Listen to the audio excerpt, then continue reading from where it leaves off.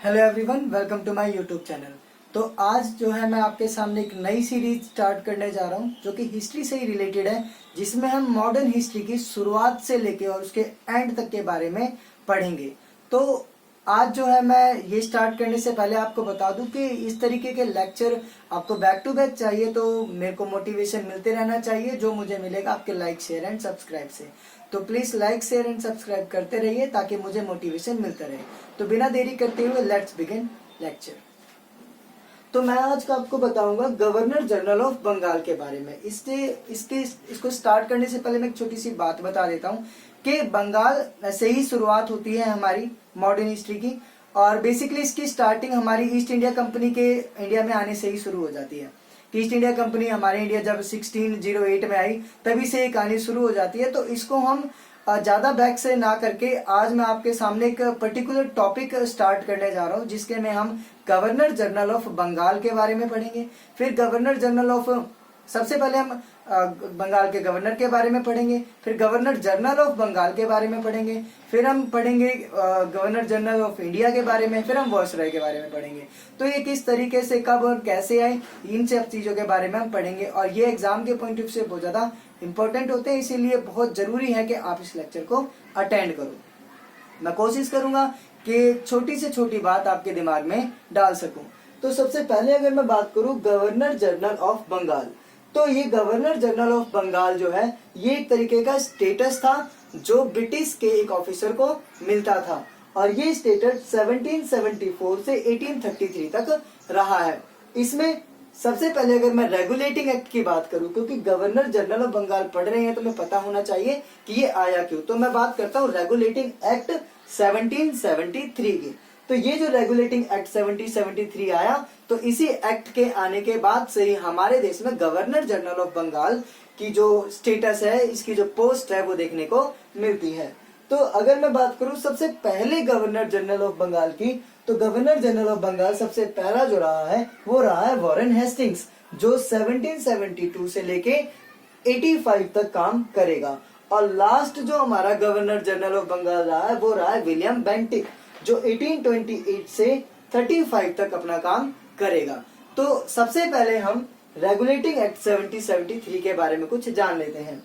तो regulating act 1773 जो था, इसके अनुसार बंगाल के गवर्नर जनरल को अब अंग्रेजी क्षेत्रों का गवर्नर जनरल कहा जाने लगा, जिसका कार्यकाल 5 वर्ष का निर्धारित किया गया था। यानी कि अब से पहले जो बंगाल था, बंगाल का जो गवर्नर था जिसका नाम था रॉबर्ट क्लाइव, वो सिर्फ बंगाल के अंदर ही था। लेकिन गवर्नर जनरल ऑफ बंगाल यानी कि जो रेगुलेटिंग एक्ट 1773 आया, इसके आने के बाद से अंग्रेजी सरकार ने जिन जिन क्षेत्रों को जीत रखा था, जिन जिन एरियो को अपने अंडर में ले रखा था, अब उन सभी एरियो को एक ही कैटेगरी में, एक ही पर्सन के अंडर में रखा जाएगा, जो गवर्नर जनरल ऑफ बंगाल के नाम से जाना जाएगा। आई होप ये बात क्लियर हुई होगी। तो रेगुलेटिंग एक्ट 1773 का क्या मोटिव था, क्या मकसद था, ये बात यहाँ पर क्लियर होती है।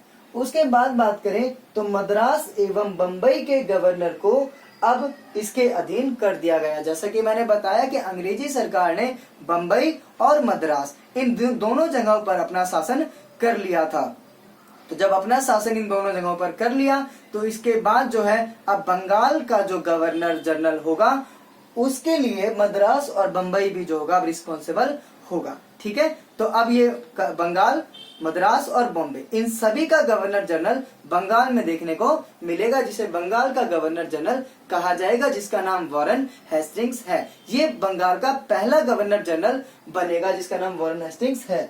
तो अब बात करें, इस प्रकार भारत में कंपनी के अधीन प्रथम गवर्नर जनरल वॉरेन हेस्टिंग्स को अपॉइंट किया गया, जो 1774 से लेके 85 तक अपना काम करेगा।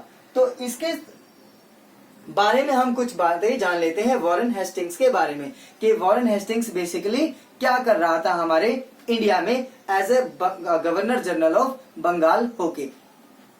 तो बात करें जो हमारा रेगुलेटिंग एक्ट 1773 था, इसके अकॉर्डिंग भारत का पहला गवर्नर जनरल बनाया गया था। किसको, हमें पता है, वॉरेन हेस्टिंग्स को बनाया गया था। तो जब वॉरेन हेस्टिंग्स बंगाल का पहला गवर्नर जनरल बना, तो इसने क्या किया, इसने सबसे पहले जो फंड होते हैं ना, जो मतलब पूरी गवर्नमेंट के लिए जो खजाना था, ट्रेजरी था, उस ट्रेजरी को मुर्शिदाबाद से हटाकर सबसे पहले वो कलकत्ता में ले आया। कि जो सरकार का ट्रेजरी था, जो सरकार का खजाना था, जो फंड था, जिसे हम राजकोष या कोषागार कहेंगे, वो मुर्शिदाबाद से कहाँ लेकर आ गया, कलकत्ता लेकर आ गया। उसके बाद वॉरेन हेस्टिंग्स ने 1772 में, यानी कि जिस एरिया अपॉइंट हुआ था बंगाल में, इसने द्वैध शासन को खत्म कर दिया। द्वैध शासन का मतलब ये होता था कि उस समय पर सिस्टम दो लेवल पर काम करते थे, लेकिन अब सिस्टम 2 लेवल पर काम नहीं करेगा। एडमिन अब 2 लेवल पर काम नहीं करेगा, अब ये सिर्फ 1 लेवल पर काम करेगा। तो बंगाल में द्वैध शासन को खत्म करने का जो श्रेय जाता है वो वॉरेन हेस्टिंग्स को ही जाता है। ये इंपॉर्टेंट बात है कि भारत में सबसे पहले जो द्वैध शासन जो खत्म किया गया था वो किसने किया था, तो वॉरेन हेस्टिंग्स ने किया था, जब ये बंगाल का गवर्नर जनरल बना था उसी साल। इसके बाद रेगुलेटिंग एक्ट के तहत 1774 में कलकत्ता में एक उच्चतम न्यायालय खोला गया। ठीक है, एक उच्चतम न्यायालय की स्थापना करी गई थी वॉरेन हेस्टिंग्स के अपॉइंट होने के 2 साल के बाद। 1774 में कलकत्ता में एक उच्चतम न्यायालय खोला जाता है और इसका जो मुख्य न्यायाधीश बनाया जाता है वो किसे बनाया जाता है, वो बनाया जाता है एलिजा एम्पे को।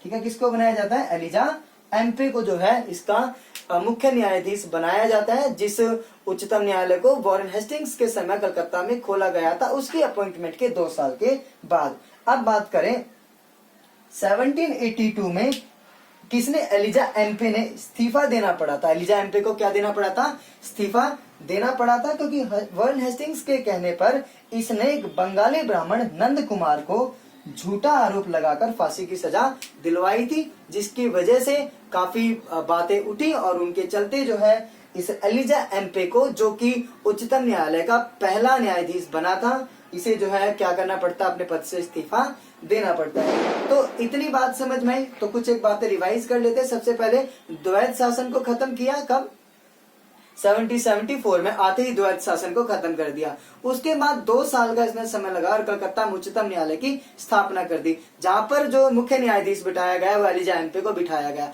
लेकिन उसे भी बाद में इस्तीफा देना पड़ा, क्योंकि वॉरेन हेस्टिंग्स के कहने पर कलकत्ता के एक ब्राह्मण नंद कुमार को फांसी की सजा दिलवा दी गई थी, जो कि बिना मतलब के थी। तो इसके बाद हम आगे वॉरेन हेस्टिंग्स की बात करें तो पिट्स इंडिया एक्ट 1784 आता है। तो पिट्स इंडिया एक्ट 1784 जब इंडिया में आता है तो यहाँ पर गवर्नर जनरल की काउंसिल को 3 सदस्य कर दिया जाता है। जो गवर्नर जनरल की काउंसिल होती थी अब उसे 3 सदस्यों की काउंसिल में कन्वर्ट कर दिया जाता है और बोर्ड ऑफ कंट्रोल बनाया जाता है। बोर्ड ऑफ कंट्रोल की स्थापना की जाती है। तो एक इंपॉर्टेंट बात निकल कर आ रही है कि बोर्ड ऑफ कंट्रोल की स्थापना वॉरेन हेस्टिंग्स के समय पर ही की गई थी 1784 में पिट्स इंडिया एक्ट के तहत। बोर्ड ऑफ कंट्रोल की स्थापना पिट्स इंडिया एक्ट के तहत वॉरेन हेस्टिंग्स के समय ही की गई थी। ये बात आपको याद रखनी है। तो हम आगे देखें तो 1781 में अगर हम बात करें तो कलकत्ता में मदरसे की स्थापना की जाती है। जो मदरसा होता है उसकी स्थापना कलकत्ता में की जाती है। इसी के समय में 1782 के अंदर जोनाथन डंकन नाम का एक कैरेक्टर होता है जो बनारस में संस्कृत स्कूल की स्थापना करता है। तो जोनाथन डंकन जो है वॉरेन हेस्टिंग्स के समय पर ही 1782 में बनारस के अंदर एक संस्कृत स्कूल खोला जाता है। उसके बाद हम बात करें 1784 में, जिसमें पिट्स इंडिया एक्ट भी आया था 1784 का पिट्स इंडिया एक्ट। इसमें 1784 में विलियम जोन्स नाम याद रखना है। विलियम जोन्स ने बंगाल में एशियाटिक सोसाइटी की स्थापना की है। ठीक है, तो देखो कितना काम हो रहा है वॉरेन हेस्टिंग्स के समय पर ही। वॉरेन हेस्टिंग्स के समय पर ही जोनाथन डंकन ने बनारस के अंदर संस्कृत स्कूल खोला।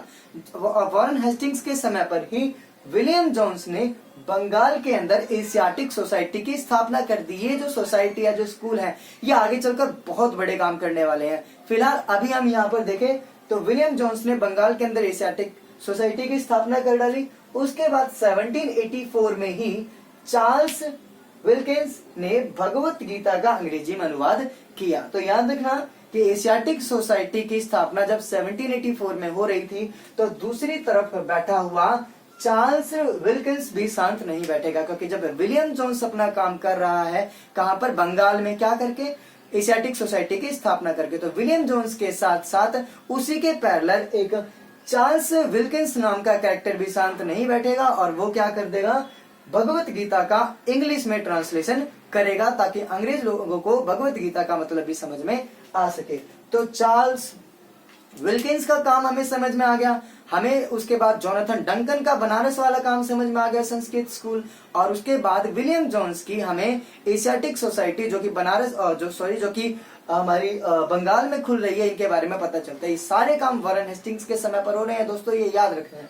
तो हम बात करें आगे मुगल्स के साथ में बहुत बुरा होता है। देखो वॉरेन हेस्टिंग्स के समय में मुगल्स के साथ क्या होता है, मुगल्स कुछ नहीं, आराम से बैठे बिठाए 26 लाख रुपए की पर एनम पेंशन ले रहे होते हैं। लेकिन जब वॉरेन हेस्टिंग्स हमारा बंगाल का गवर्नर जनरल बनाया जाता है तो वो कहता है कि अब मुगल्स का शासन खत्म हो गया, बिना बात के इनको पेंशन देना बंद करो। और यही पहला वॉरेन हेस्टिंग्स जो होता है, पहला पर्सन होता है जो मुगल्स की पेंशन को भी बंद करवा देता है, जो 26 लाख पर एनम की उन्हें दी जाती थी। और वॉरेन हेस्टिंग्स के समय पर ही 1780 में बंगाल गजट प्रकाशित होता है। बंगाल गजट के बारे में मैं बता दूं तो बंगाल गजट भारत का पहला समाचार पत्र था जिसको प्रकाशित करवाया था हमारे जेम्स अगस्टस हिक्की ने। ठीक है, तो देखो कोई भी शांत नहीं बैठ रहा है, वॉरेन हेस्टिंग्स के समय सब कुछ ना कुछ कर रहे हैं। तो जेम्स अगस्टस हिक्की, जो अपने हिक्की साहब है, ये पीछे कैसे रह जाते? तो अपने जेम्स अगस्टस हिक्की भी पीछे नहीं रहे और उन्होंने भारत का पहला समाचार पत्र, जिसे हम बंगाल गजट के नाम से जानते हैं, 1780 यानी 1780 में प्रकाशित करवा दिया। तो हिक्की ने भी बहुत बड़ा काम किया, उसके लिए आप तालियां बजा सकते हो, क्योंकि उसने भारत का पहला जो है समाचार पत्र छपवाया था। अब बात करें हम प्रथम आंग्ल मराठा युद्ध और सेकंड आंग्ल मराठा युद्ध, यानी कि अंग्रेज और जो मराठा हैं इनके बीच में जो पहला युद्ध हुआ 1775 से 82 के बीच। उसके बाद दूसरा वॉर हुआ 1780 से 84 के बीच। इसके अलावा आंग्ल मैसूर वॉर, जो सेकंड आंग्ल मैसूर वॉर था, अंग्रेजों का और मैसूर का जो वॉर था वो, और साथ ही साथ मंगोलों के साथ संधि, ये सब भी वॉरेन हेस्टिंग्स के समय पर ही हो रहा है। तो वॉरेन हेस्टिंग्स के समय पर क्या, पहला आंग्ल मराठा युद्ध, दूसरा आंग्ल मराठा युद्ध, साथ ही साथ दूसरा आंग्ल मैसूर युद्ध और मंगोलों के साथ संधि वॉरेन हेस्टिंग्स के समय पर ही हुई है।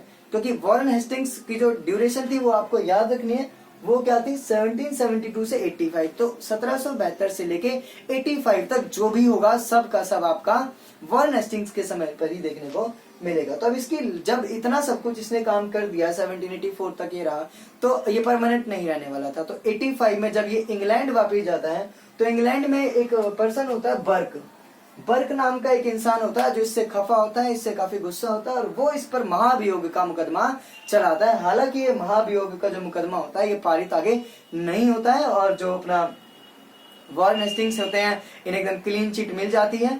तो बर्क जो चाहता था कि इन पे महाभियोग का मुकदमा चलाया जाए वो नहीं चल पाता है और इस प्रकार जो है वॉरेन हेस्टिंग्स के सभी काम हमारे खत्म हो जाते हैं। तो ये सब काम जो है वॉरेन हेस्टिंग्स ने ही करे थे हमारे इंडिया में as a governor general of Bengal के पोजीशन को लेकर। ठीक है, तो इतनी सारी बातें जो है आपको याद रखनी है। आई होप मैं आपके दिमाग तक ये सब बातें लेकर पहुंच पाया हूँ।